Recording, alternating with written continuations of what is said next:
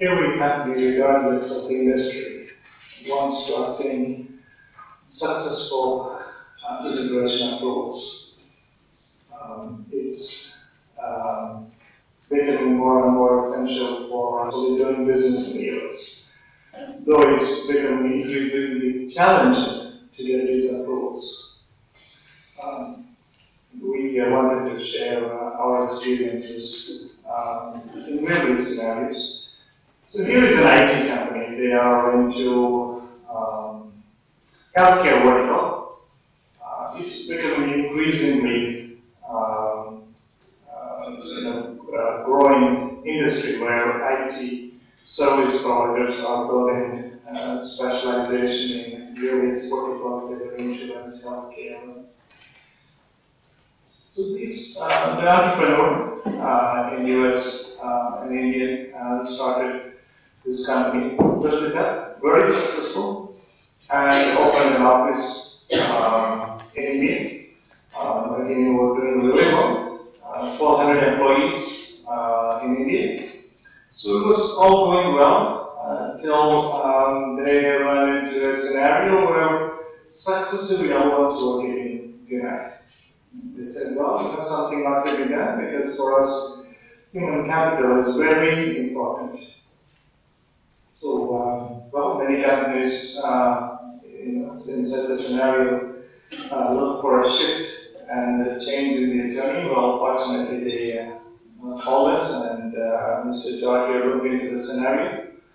So they had successive denial. So we looked into the entire history and we came back and said to the HR manager that we, in our opinion, believe that the company registration and subsequently all the tax filings that you did in the US for the last 3 years were incorrect. There was a shock. Who would want to hear that everything that they have filed in the US is incorrect? And it took us almost 2 months to move up to the CTO level and help them realize what happened. Well, we still didn't make enough progress. So we shot an email to the CEO who sits in the US and said, you've signed all these documents for the last 3 years. Everything you have filed is incorrect, and you signed them, and you will be held responsible.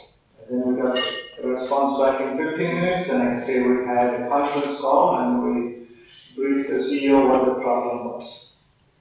That's how this whole scenario started when we did the analysis.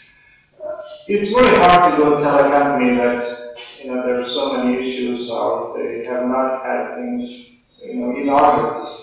Well, we have overcome that problem, and so they said, well, this is your first case, and we need your help on this L1. Well, the first matter they gave to Mr. Joy is they wanted us to overturn an L1 that was previously denied. Well, I can tell you that's not the best case to start with.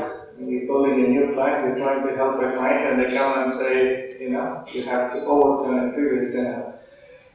But yet, we took the matter, analyzed, where things were wrong previously, and built a new strategy on it.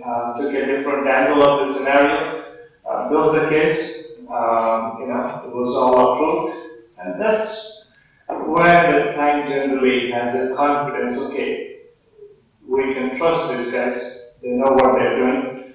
But it's quite challenging every time when we go to a client and we look at the overall background of what happened and do a comprehensive analysis, tell them that things are not in order. And that's why we generally like to have our relationship starting either at the CEO level or the CTO level, because it's easier for them to get the message down than start at the HR level and take the message up. So in essence, it's very essential in the current immigration environment that you have a much broader and a comprehensive understanding, like in this scenario, though there was a business attorney, though there was an immigration attorney who previously filed the L cases and had a CPA, and they were all looking into the matters for the company for 3 full years. No one ever went to the CEO and said that things were wrong. So it's only after 3 years, when we had a comprehensive analysis, we went ahead and had to, tell the bad news. So the importance of building a comprehensive strategy is becoming increasingly important.